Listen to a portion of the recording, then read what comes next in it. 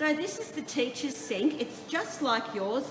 It's got a large sink, it's got a small sink, it's got the draining area, and it's got a dish rack.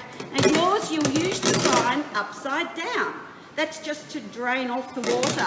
But you need to turn it upside down, and you need to place whatever dishes you're washing upside down to let the water drain out so it doesn't make your tea towel really wet just after drying one thing.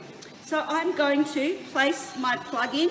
Some of these have plugs like this, some have the rubber ones. It doesn't matter which one you have. Place it in and you lift. Now, some of the sinks, you have to lift the hosh and hold it there, which is a bit of a pill, but that's just the way you get hot water. But mine, I'm lucky I can just hold it up and hot water comes out. Now, these detergents, as I've shown you in the picture before, they're up the front. You put a squirt in. You don't need heaps and heaps and heaps. See how it's making bubbles already? So we need it nice and warm and detergent in there. Now you can see my dishes. I've got an assortment. I've got my Gooby bowl. Now my Gooby bowl is for anything that I want to chuck out. So I cut up some herbs before. I don't need the sticky bits. So that's going to go in the bin. I've got my tray and my chopping board here with different things on it. And what I need to know is, what do I wash first? I'm turning my tap off. I've got enough water in there now.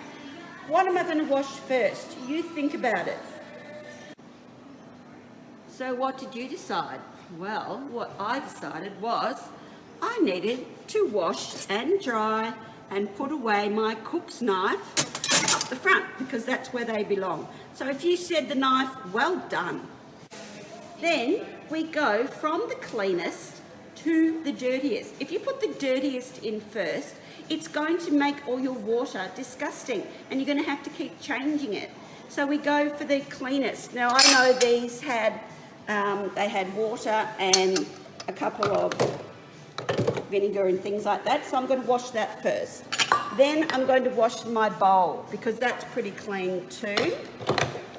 I've got two more little glass ones. Remember, you don't have these, they're only teachers. And then I'm going to get rid of my goobies in the bin.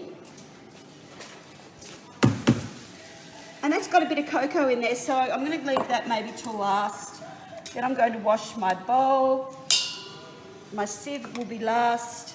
I'll make sure I rinse this board in my little sink before I put it in the soapy water. And the same with my fork. And I've got a bowl. Those two can get washed as well. So, how do I wash? I have something called a dishcloth. I also have a sponge, and it's got the spongy bit and the little bit that is a scourer. I also have, though, what's called a tea towel. The tea towel is only used for drying dishes, whereas the dishcloth can be used for washing my dishes. As you can see, I'm using it to get in there, get all the yuckies out of my...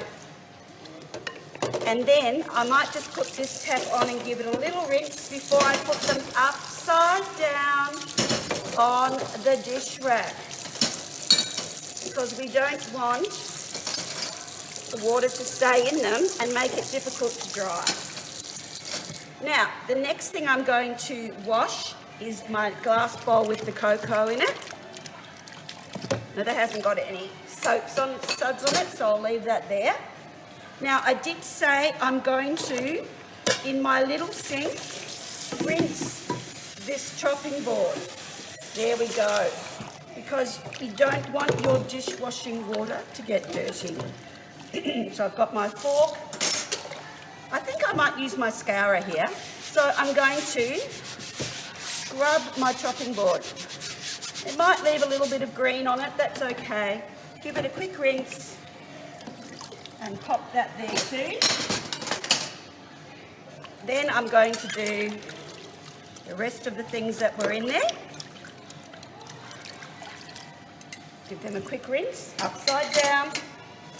I'm going to do my metal bowls. Now you're thinking, where have all the soapy suds gone? Well, I know they're still in there. If this water was really dirty, then you would start again. Because if I come around and I see that your water is dirty, guess what? You get to wash all your dishes again.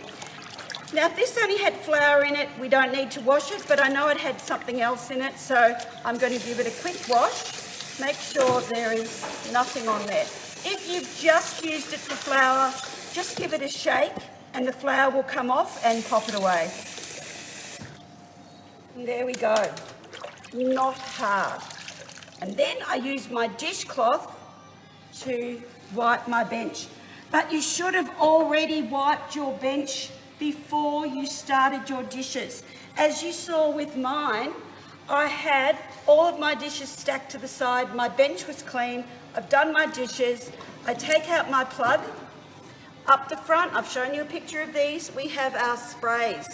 Once you're finished, you spray your bench. You also spray your sink, the faucet.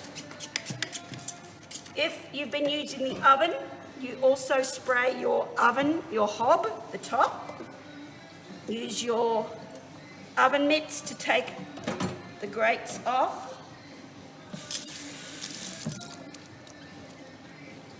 There we go, beautiful. Rinse this out really hard. This is hardly any water left in it, so you can almost dry your sink. You don't need to use your tea towel because that makes your tea towel smelly. And there we go. I will have dried them, put them back where they belong, because we come around and check, and I don't want to have to spend a whole period, the next period, sorting out all your benches. So we do come around and check, don't you worry about that. Also, you just want to keep it nice for the next person. You want to find it the right way, so leave it for the next person. Okay, there you go. See you later.